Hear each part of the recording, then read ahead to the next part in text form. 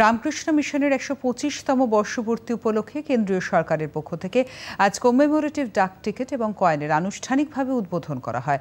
উদ্বোধন করলেন কেন্দ্রীয় মন্ত্রী অর্জুন রাম মেঘওয়াল। উপস্থিত ছিলেন রামকৃষ্ণ মঠ ও রামকৃষ্ণ মিশনের সাধারণ সম্পাদক স্বামী সুবীরানন্দ মহারাজ, রামকৃষ্ণ মঠ এবং রামকৃষ্ণ মিশনের সহকারী সম্পাদক স্বামী বোধেশ্বরানন্দ মহারাজ, ভারত সরকারের মিন্টের চিফ জেনারেল ম্যানেজার রজত পাল, ডাক বিভাগের কলকাতার পোস্টমাস্টার জেনারেল সঞ্জীব রঞ্জন সহ আরও অনেকে।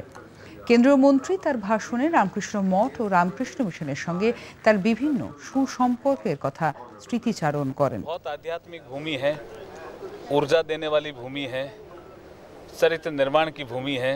इस भूमि में आकर के तो अच्छा ही लगता है। आध्यात्मिकता, चरित्र निर्माण, ये भारत के विकास की नींव है। इसलिए नींव मजबूत करने का काम स्वामी जी ने 125 वर्ष पहले किया था।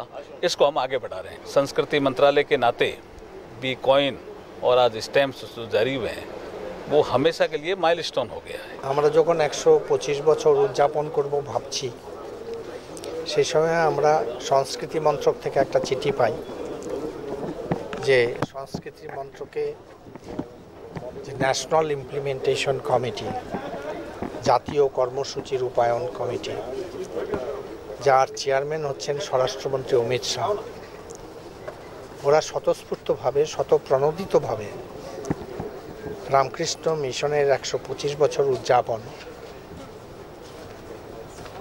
সেটি অনুমোদন করেছেন।